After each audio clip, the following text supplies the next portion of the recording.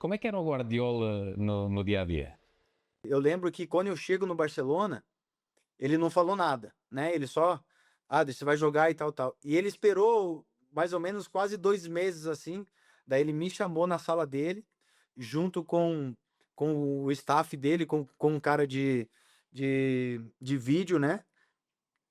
E aí ele foi me explicando, isso aqui você faz bem, isso aqui eu não gosto que você faça, que a gente tem que melhorar isso.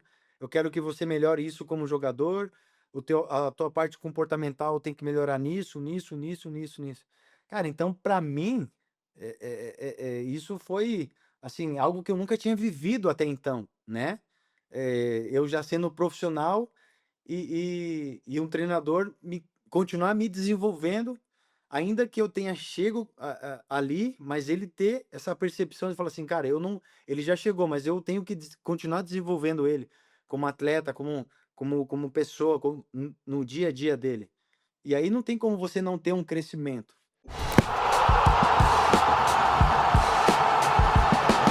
Sejam bem-vindos a mais um episódio do Jogamos em Casa, obviamente com todo o respeito para todos os nossos convidados que já tivemos nesse podcast e alguns já jogaram com quem nós vamos conversar hoje.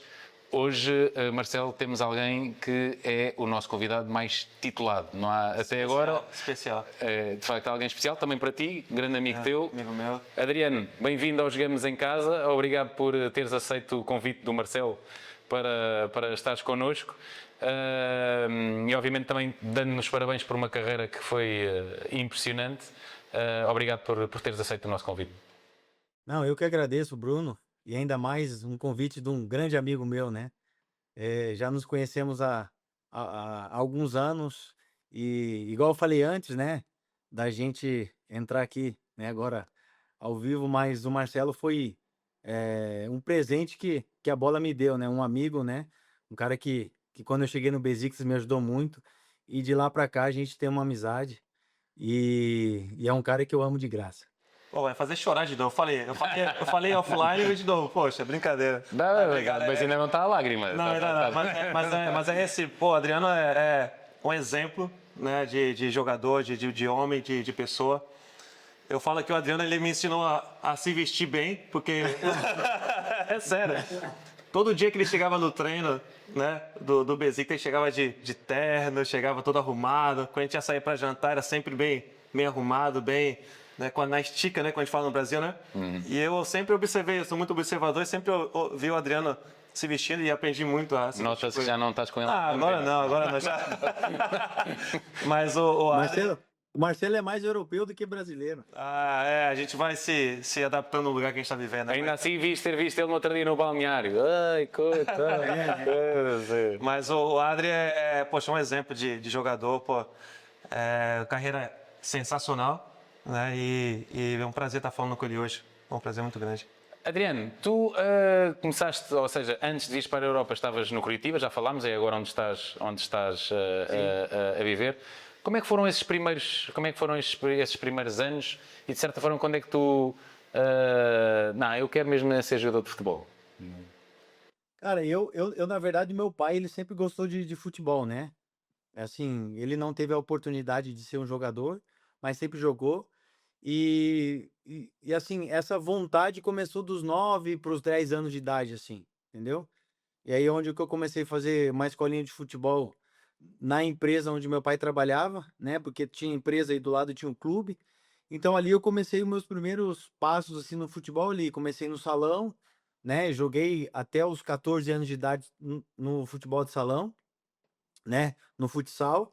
E a partir dali eu fui fazendo a transição para o campo, né? E eu joguei no o meu primeiro clube, na verdade, de salão foi no Paraná Clube aqui, né? Num clube da cidade. E aí depois eu fiz essa transição, mas assim, a minha transição não foi direto para um clube, né? E eu tive aqui no Brasil, assim, o Marcelo sabe que nós fazemos peneiras, né? São um dia, vamos dizer assim, que o Porto, Benfica, o Sport marca um período de teste, né? De avaliação. Só que ali você vai ser avaliado não sozinho, mas por, sei lá, tinha 80 e poucos meninos, né? Na época que eu fui avaliado. E aí eu fiz essa avaliação no Curitiba, acabei passando, e aí tive mais um período, né, de avaliação interna no clube.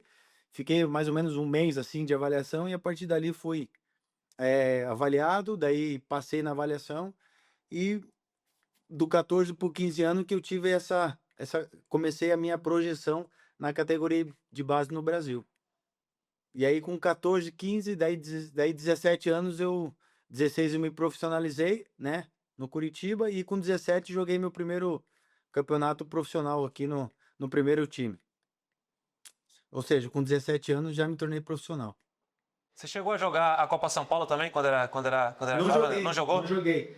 Não, porque no meu no meu último ano de juvenil, né? Aqui, porque aqui era mirim, infantil e juvenil e júnior, né? Era dividido assim. E aí no júnior era o sub-20, né? Hoje que é o sub-20 do Brasil.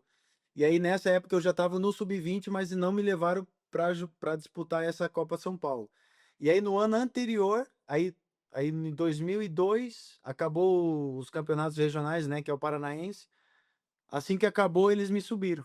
E aí, nesse ano, eu joguei de quase 34 jogos que teve na temporada, eu joguei acho que 30 jogos de titular já, nesse ano, no meu primeiro ano de profissional com 17 anos.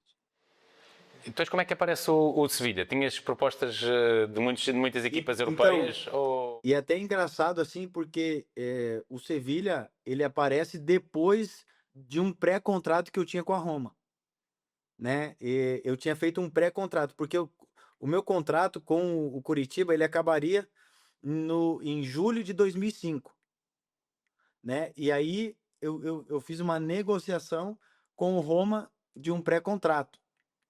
E aí tinham coisas no contrato a serem pagos, né? E aí o Roma ele não exerceu essa função que tinha dentro do contrato. E aí então eu estava livre para poder assinar com qualquer clube da Europa. E aí veio o Sevilha e fez essa opção de compra.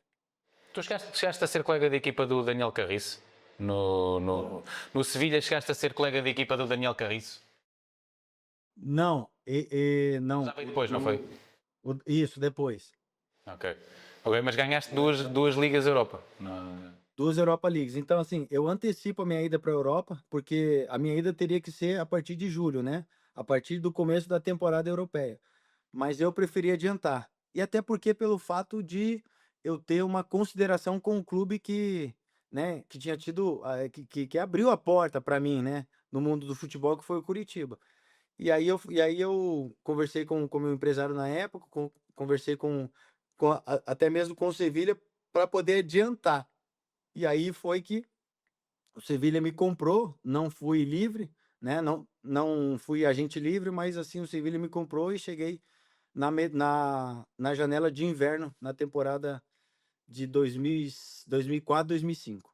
E qual foi a tua impressão, a primeira impressão da Europa, do Sevilha, de chegar num lugar diferente, num país totalmente, numa língua diferente, né? Espanhol, claro. Como é que foi essa tua primeira impressão quando chegou? Cara, assim, para mim era um sonho, né? A gente que começamos no Brasil, nosso sonho é a Europa, né? Eu acho que isso, você viveu muito isso, né, Marcelo? Você vivenciou isso também, né? Aquela ansiedade e assim, e era tudo. A minha maior ansiedade era do novo, né? Porque o Brasil já tinha 3 anos de profissional no Brasil e, e, e assim, e era novo, mas feliz, e até pelo clube que eu estava indo, né? Porque tinha já é, é, é, amigos naquele clube, né? Eu e o Daniel Alves nos conhecemos em 2003, né? Que tivemos na Sub-20, no Mundial Sub-20 da seleção brasileira, e ele já estava no clube, né? Naquele momento, ele e o Júlio Batista também jogamos junto nas seleções de base, né? Na seleção Sub-26 brasileira. E aí, assim, para mim foi, cara, era uma realização de um sonho, né? Porque na minha carreira tudo aconteceu muito rápido, né? Eu com 17 anos já estava jogando no profissional, entendeu? E aí depois de 3 anos, ter essa oportunidade de ir para um clube que estava sendo conhecido, né?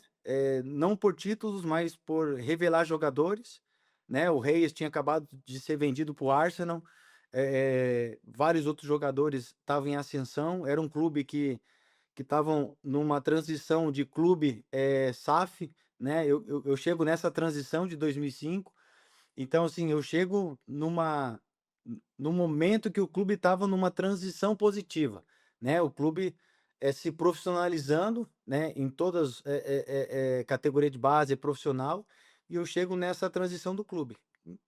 Não tinha melhor época de eu chegar como numa transição como foi, né? Então, assim, tava havendo reformulação dentro da parte do futebol, da metodologia, filosofia do clube, e você chegar a fazer parte disso tudo, né? Cara, para mim foi muito importante, não só na minha carreira, mas assim como homem também, né? Como jogador também, para mim foi muito importante naquele momento. E como é que é jogar? Porque o Ramon Sánchez Pizjuán, eu já vi jogos dentro do Ramon Sánchez Pizjuán e eu sei que jogaste num estádio ainda maior, frequentemente, digamos assim, mas já lá vamos.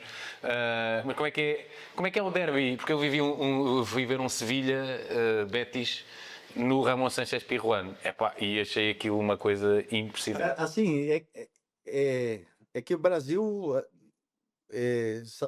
vocês já sabem e conhecem que o brasileiro é fanático pelo futebol, né?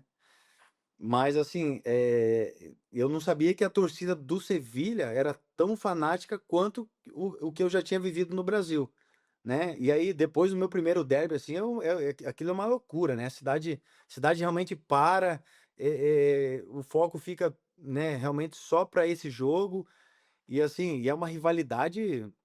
Assim, e eu vivi rivalidades no Brasil, né? Tipo, aqui na minha região temos o Atlético e o Curitiba, né? Que eles falam que é o Atletiba, do derby. Mas, assim, essa rivalidade, assim, foi a minha primeira grande rivalidade na Europa, assim, né?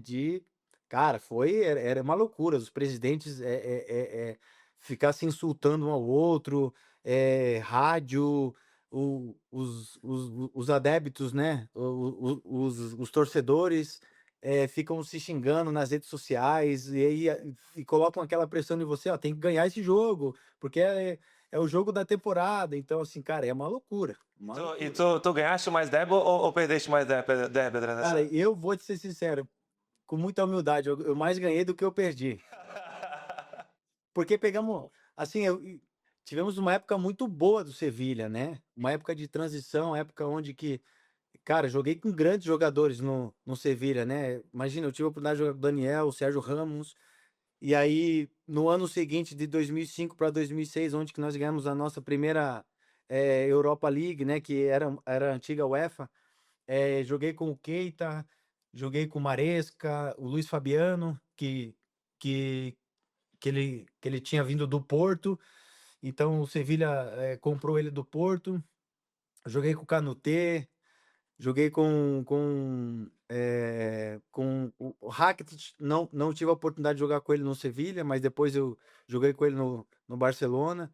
E assim, grandes outros jogadores também, né? Chevanton, jogadores de nível de seleção, A né? gente sempre fala da questão do vestiário, a gente sempre pergunta para os nossos convidados, né, Bruno? Como é que era o vestiário? Qual que era... Pô, esse era um vestiário muito forte também, né, Adriano? Cara, Muito... assim, é, eu sou um cara muito abençoado, assim, porque todos os clubes onde eu estive, né? E nós participamos disso no Besiktas também, o nosso vestiário era muito bom, né? Assim, quando você tem um vestiário unido, com não tanto ego, né? Porque eu acho o que atrapalha é o ego, né? O ego atrapalha muito no dia a dia. Então, assim, o jogador, quando ele entende qual é a função dele, né? Dentro de um time, dentro de um vestiário, eu acho que as coisas fluem, né? Porque não sou eu, Adriano, dentro de campo, né? Somos nós, né? Eu acho que quando a gente começa a pensar assim, o que que eu posso fazer para ser positivo naquilo que eu tenho de bom e naquilo que eu posso agregar ao meu companheiro, né? Então, assim, eu na minha carreira, eu pode ser que eu poderia ter sido melhor do que eu fui se eu fosse mais egoísta, poderia ser, mas eu sempre era um cara de grupo, né? Eu pensava mais primeiro, eu pensava primeiro no clube, no time, no meu companheiro, do que no eu, Adriano, né? Então, essa era a minha característica, a minha personalidade.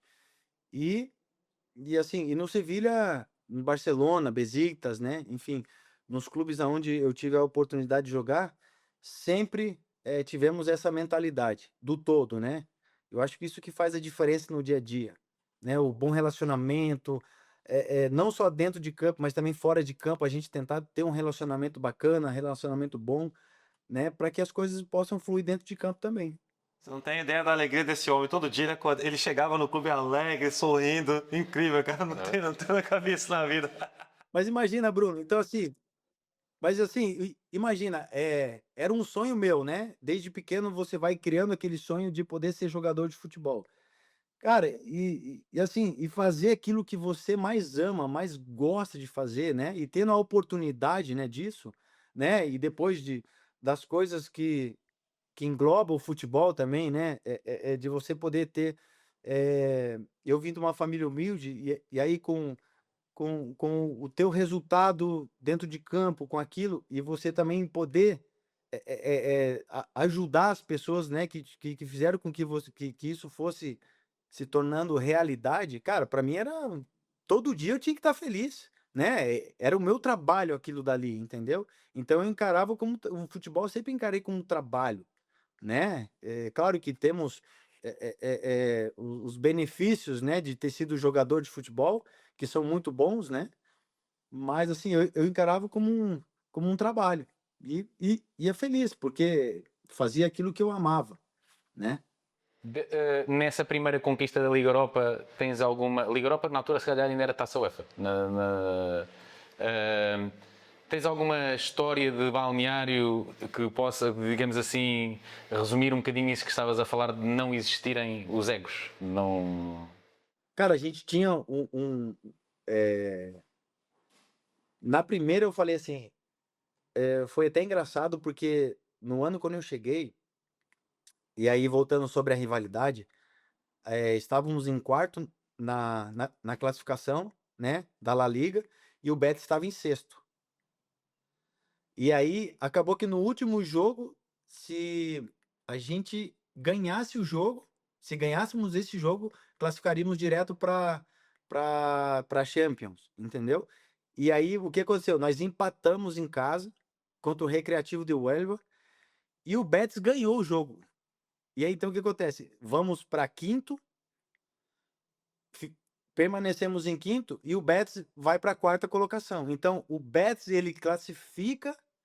Imagina, o Betis classifica para Champions e a gente classifica para UEFA.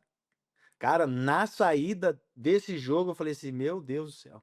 Eu falei assim, cara, nós vamos apanhar, não vai ter como. Eu falei, cara, imagina, o nosso maior rival consegue a vaga que tanto a gente esperava, né? Para poder participar, não sei de quantos anos, eu não sei nem se tinha participado ainda, desde então, né, de uma Champions League. Mas assim, e aí, bom, daí, e ainda para ajudar ainda, né, a nossa situação, nesse ano o Betis é campeão da Copa do Rei.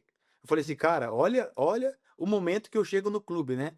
Eu chego, é um momento bom, mas assim, no final as coisas não saem como a gente queria. Mas enfim, daí acaba o ano, troca de treinador, daí vem o Randy Ramos. Daí o Randy Ramos assume o time, eles trazem o Luiz Fabiano, o Canutê, o nosso time fica muito mais forte e a gente começa a temporada. Eu lembro que a gente começou a temporada mal também. E aí eu lembro que depois do jogo a gente tinha que atravessar a rua, a gente passava pelo centro comercial, porque na onde fica o estádio do Sevilha é o Nervión, né? E o Nervión é o bairro ali onde que fica centralizado o estádio. E do lado tem um shopping. E aí o shopping se chama Nervião. E a gente tinha que passar por esse shopping até a gente chegar no estacionamento para a gente pegar o nosso carro. E nisso, depois desse jogo, aí eu descendo ali e tudo, e aí encontro um torcedor dele bem assim, cara, se continuar desse jeito esse ano, nós vamos cair para a segunda divisão. Cara, aquilo ali eu falei assim, cara, não pode acontecer isso. Isso começo de temporada. Eu falei assim, cara, nós vamos ser campeão nesse ano ainda. Pode, escreve aí. Escreve, mas assim, eu não cheguei a falar com ele, né? Isso ficou tipo assim, interno. Eu falei, cara, não tem como.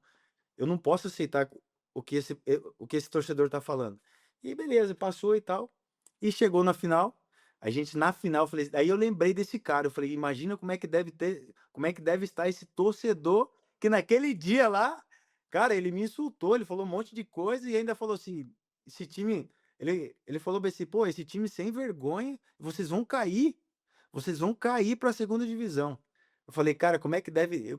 E aí depois, quando nós, né, pô, ganhamos nosso primeiro título, né, a nível internacional e tudo, eu falei, como eu queria só encontrar esse torcedor, cara, como eu queria só para dar um abraço nele. Mas é giro teres essa. Ou seja, tu nesse dia, apesar de teres ido, lembraste desse que estava. Eu só lembrava dele, cara. Eu falei assim, cara, eu não tô cansado, eu tenho que correr mais eu tenho que correr mais. E assim, e a nossa final foi contra o Middlesbrough, né? O Middlesbrough tinha um time muito bom, né? Eu lembro, assim. E, mas, cara, deu tudo certo, assim, porque a gente tinha um time muito bem treinado. O time era. E eu lembro que nessa temporada nós ganhamos a Europa, a UEFA, ganhamos a Copa do Rei, ganhamos a Supercopa, e o Barcelona esse ano ele tinha ganho a Champions. Então, assim, daí, e ganhamos do Barcelona na Supercopa da Europa também, que se jogava em Mônaco, né? Nosso time era muito competitivo, era muito bom. Depois há uma segunda conquista da Liga Europa. Conseguiste cruzar com o tal adepto ou nunca mais o viste? Não, eu nunca mais vi aquele cara, nunca mais. Mas assim, daí depois, ao decorrer da temporada, ele deve ter celebrado muito também, né? Por acaso, aproveito até quase para fazer essa pergunta aos dois. Porque como é que vocês lidam com esta. Porque os adeptos, ou está tudo mal, ou está tudo Ou tá bem. tudo bem. Como é que vocês sentem isso enquanto jogadores? Porque às vezes vocês estão a trabalhar exatamente da mesma forma, não mudou nada no vosso dia a dia, só que as vitórias aparecem. Como é que vocês às vezes sentem essa parte? Cara, é assim, é a confiança no trabalho, né? Eu até hoje eu tava falando com um amigo meu que vocês devem conhecer, que é o Evandro, que ele jogou no Porto, né? E hoje ele é treinador e a gente estava até conversando sobre isso, né? É, a gente tinha a convicção, assim, é você ter a convicção de que você está trabalhando bem, está fazendo bem as coisas, né? É lógico que nem sempre é, é, o futebol ele é cíclico, né? Tem momentos da temporada que você vai estar treinando igual você falou, Bruno, da mesma maneira, mas os resultados não vêm, né? E nem por isso o que você está fazendo é um mau trabalho, né? Eu acho que você tem que manter a constância no dia a dia, porque assim é o dia a dia que vai te dar uma base para você desenvolver bem, para você poder jogar bem no final de semana, né? E o treinador e a gente tá ter essa consciência de que o teu dia a dia está sendo bom, né? Não só dentro de campo, mas como fora de campo também, né? O atleta ele não é atleta só dentro de campo, o extracampo também ajuda muito, né? A você permanecer, chegar, igual eu vejo assim, conquistar título, cara, já é difícil, né? É difícil você, né, dizer que fala assim, chegar a final do ano, fala assim, cara, pelo menos um título, nós vamos conquistar um título na temporada. Isso é muito difícil. Por quê? Porque tem os contratempos da temporada, né? Tem as lesões, tem várias vertentes que podem acontecer a favor ou contra, que fazem parte do dia a dia. Mas eu acho que é você acreditar no trabalho, acreditar no que você tá sendo feito no dia a dia, né? E eu falo assim, o psicológico ele é muito importante. Eu falo assim que o psicológico do atleta profissional nesse nível, né, que nós conseguimos chegar e permanecer é a nossa mentalidade, é o nosso psicológico, porque o jogador ele não fica ruim da noite para o dia, não é ruim, ele perde a confiança. Então, quando você perde a confiança, né, um passe de 2 metros se torna um passe de 30 metros, né, Marcelo? É assim, então você não tem a mesma confiança, né? E é claro que hoje o futebol é imediatista, né? É resultado. mas eu sempre fui contra só o resultado. Claro que o resultado ele traz o benefício, mas o que fazer para ter um bom resultado? É o treino.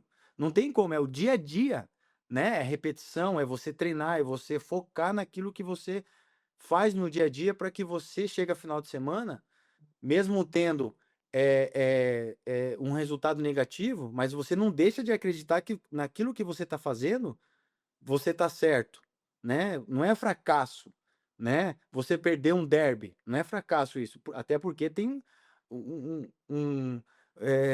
um adversário do outro lado que também treina, né? Mas você permanecer, permanecer crendo e permanecer fiel nas tuas ideias, que aquilo que você tá trabalhando, tá fazendo, tá se desenvolvendo, você tá no caminho certo. E a posição do manager, do treinador é importante, né, para Ele é conseguir, muito importante. para conseguir encontrar esses momentos de oscilações da temporada, né? Eu sempre falo que quando se fala o futebol é cíclico e tem momentos bons e ruins. Os momentos bons tem que aproveitar, né, e celebrar esses momentos quando tá ganhando, quando tá 3, 4, 5 vitórias consecutivas, que é difícil no futebol.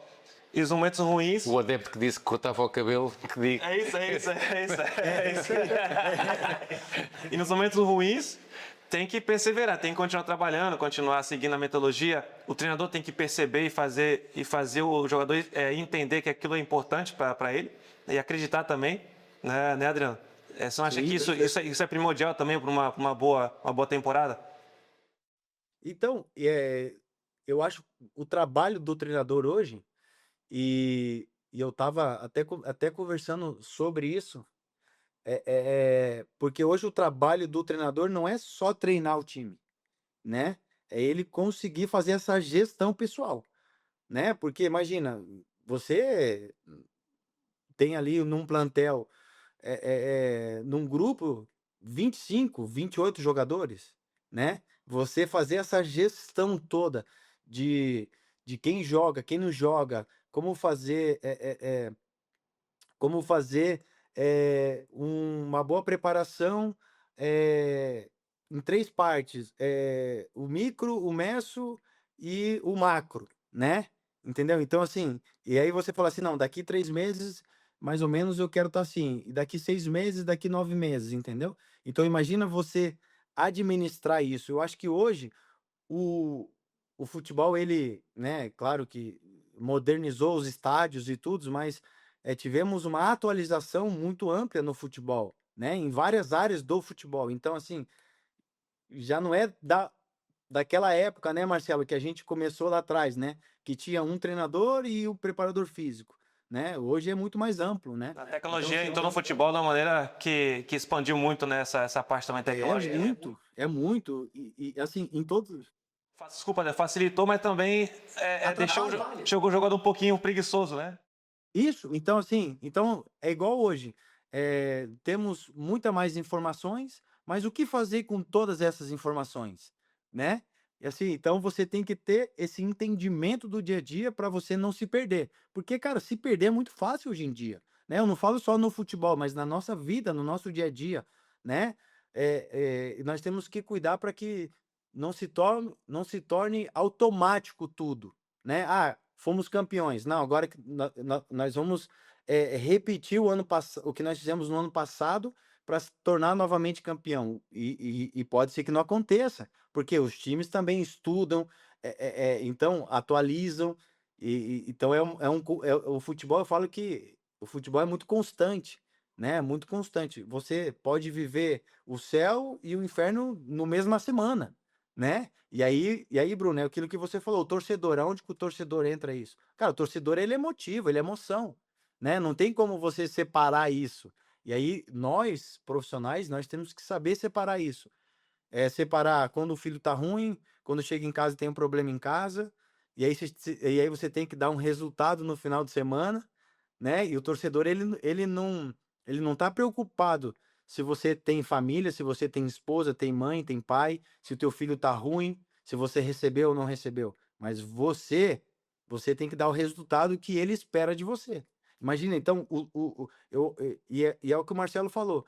Não só o treinador, mas eu acho que o diretor também, né? O clube blindar os jogadores também, entendeu?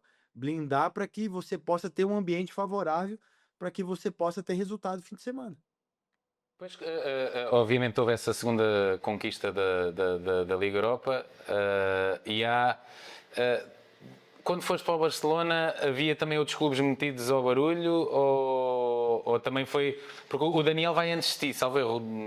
O Dani vai antes, o Dani vai 2 anos antes. O Dani ele vai 2 anos antes e assim, e claro, e nesses, eu tive 5 anos e meio no Sevilha, né? E nesse tempo sempre saía, né, especulações, ó, um clube está interessado em você, Adriano. Saiu o Internacional de Milão, a Inter de Milão, saiu o próprio Milan, saiu também, a próprio Real Madrid também tinha saído, né? E E assim, era verdade ou não? Até porque às vezes as pessoas... ou tu sabias ou não sabias? ai, você sempre, o jogador é sempre o último a saber, né? É engraçado. Nós somos o produto e o produto é sempre o último a saber, entendeu? Qual é a prateleira que você vai, né? Qual é o mercado que você vai. E, e assim, e aí e do Barcelona foi muito curioso, assim, porque a gente estava em pré-temporada, né? E aí a gente sempre ficava em. E aí nesse ano tava eu e o Renato concentrado junto. E aí eu chego depois de um treino assim, de meio-dia. Porque no Sevilha tínhamos 3 períodos de treino, né? Às 8, às 11 e às 5 da tarde. E aí, nesse meio período, eu chego, daí eu falei, Reno, o presidente do Sevilha tinha me ligado. Eu falei, Reno, o presidente me ligou, estranho, o que que o presidente quer, né? Daí ele falou, Adri, retorna a ligação. Deu, ei, presidente, tudo bem e tal, dele, tudo. Dele, Adri, então, eu já vou ir direto. Eu falei, então fala, presidente, ó, eu já acertei a nossa parte com o Barcelona, você tá vendido pro Barcelona. Eu falei, o quê? Falei que eu vendido? Ele falou assim: a minha parte eu já acertei, já tá tudo certo. Então, assim, só falta acertar a sua parte. Eu falei, pô, presidente, a mais difícil já foi, então a minha vai ser a mais fácil, né? Porque o José Maria Danido, que era o presidente na época, ele era muito duro, né? Em negociar jogadores assim, né? E era uma da característica do clube, porque o clube estava se tornando um grande clube, né? Porque assim, o clube ele tinha uma gestão muito boa com relação à contratação. Eles compravam jogadores jovens, de grande projeção, mas pagavam barato. Só que na venda, eles vendiam muito, muito caro, né? E o presidente é um presidente muito, assim, muito bom de negócio, né? E aí então, assim que surgiu a minha ida para o Barcelona em 2010.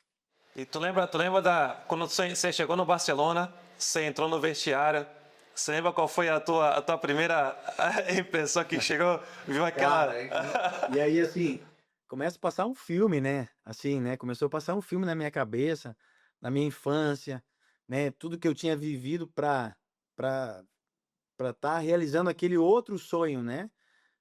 Porque assim, meu sonho era jogar na Europa, né? Joguei no Sevilha, campeão, né? 2 vezes já campeão, vários outros títulos ali nacional. Cara, e depois, imagina, ter a oportunidade de fazer parte daquele Barcelona, né? Porque em 2010 né? Imagina, fazer parte imagina, Messi, Xavi, Iniesta, né? Jogadores ali, imagina, Daniel outra vez jogar com o Dani outra vez. É, é, imagina, e aí o Puyol, Piqué, imagina aquele grande Barcelona, né? E ter a oportunidade imagina, de estar sendo treinado pelo Guardiola, né? Pô, imagina. Eu falei, cara, que realização do sonho, uma felicidade muito grande assim, né? Imagina, então, e aí demora a cair a ficha, né? Aí vai caindo a ficha durante os treinos, do dia a dia, de falar, cara, eu cheguei aqui e tal, e agora, né? E agora, né? O que faz, o que eu tenho que fazer para permanecer, né? Porque você não somente chegar, mas permanecer, né?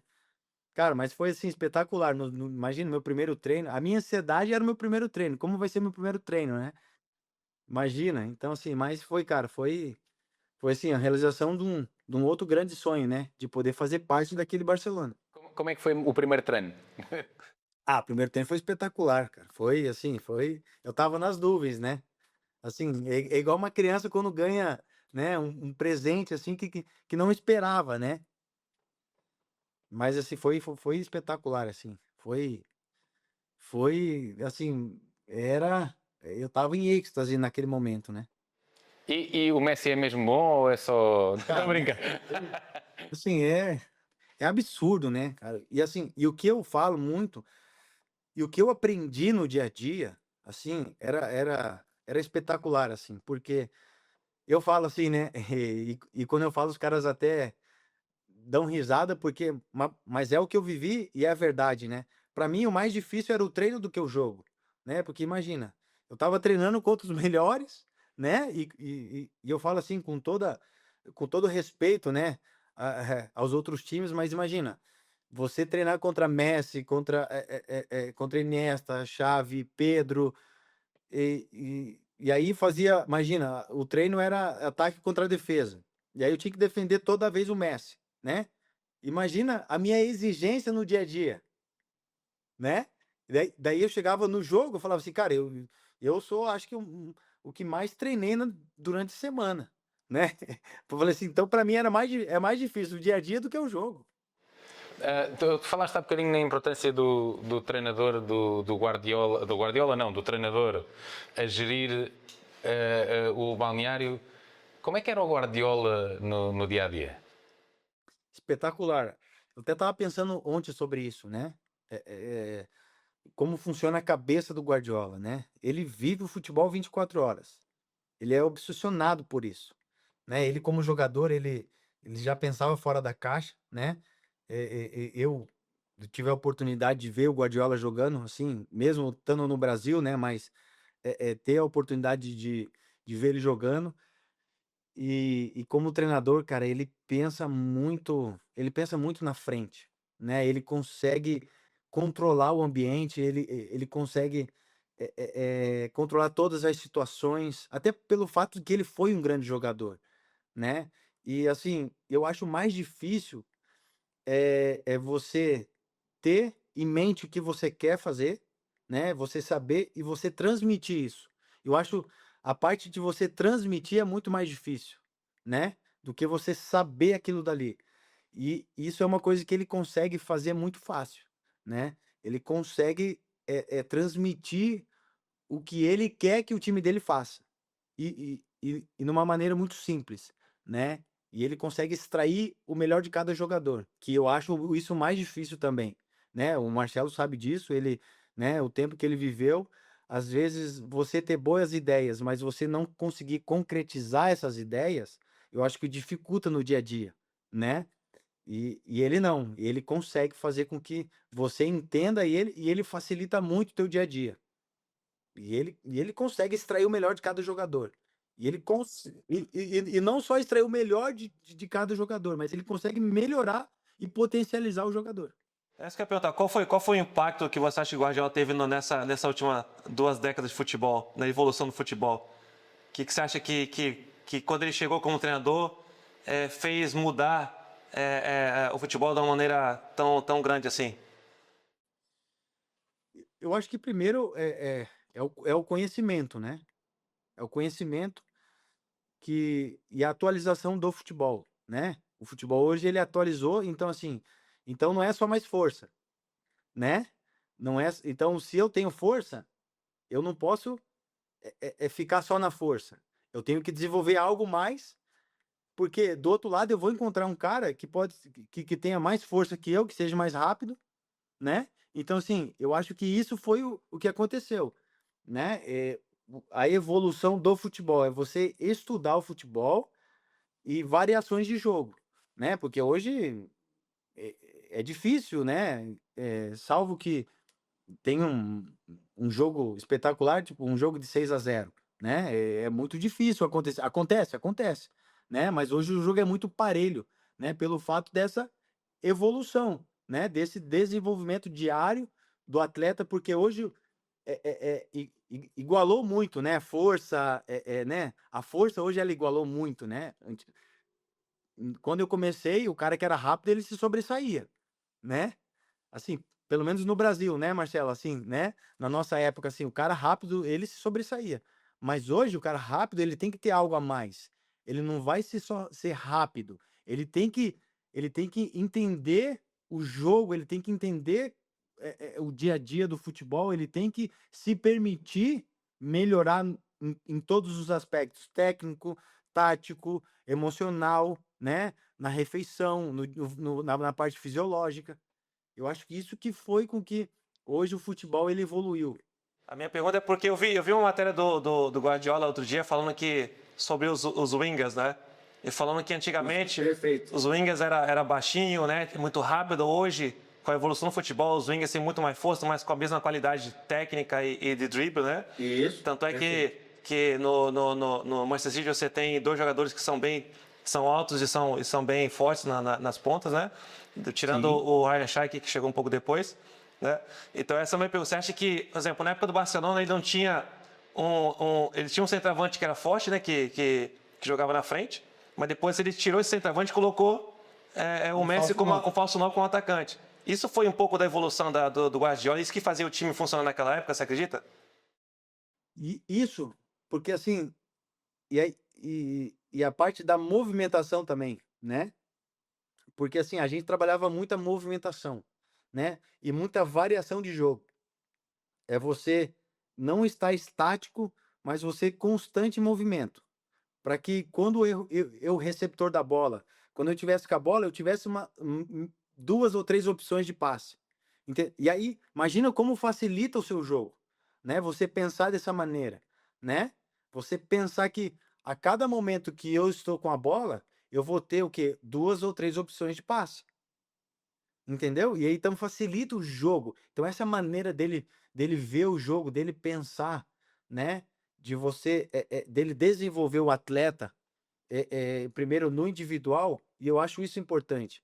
E uma das coisas que eu penso hoje que o futebol ele é o esporte coletivo mais individual que a gente tem, né? Porque assim, porque se você não funciona primeiro no individual, eu, Adriano, se eu não sou desenvolvido, eu, Adriano, então e quando chegar na parte coletiva, como é que eu vou desenvolver no coletivo se eu, Adriano, no individual não fui desenvolvido? Então isso eu acho que hoje o futebol da base no Brasil, a nível do Brasil, a gente deixou de fazer isso. Nós deixamos de formar jogadores, né? O europeu ele forma mais do que o brasileiro. Nesse aspecto de base, né? Mas eu falo assim, porque o brasileiro ele já nasce, o brasileiro ele nasce jogando futebol, né? Digamos assim, né? Mas assim, então não é só eu jogar futebol, né? Hoje não é só eu jogar futebol. Hoje eu tenho que ter algo a mais do que só o futebol, né? Eu tenho que ter uma disciplina. Eu como atleta, eu tenho que ser disciplinado em várias outras coisas para eu poder hoje ser um atleta, não um jogador, mas um atleta profissional do futebol. Jogador, temos milhares, né, milhões de jogadores, mas você ser atleta profissional, hoje você tem que ter outros requisitos, só saber jogar futebol.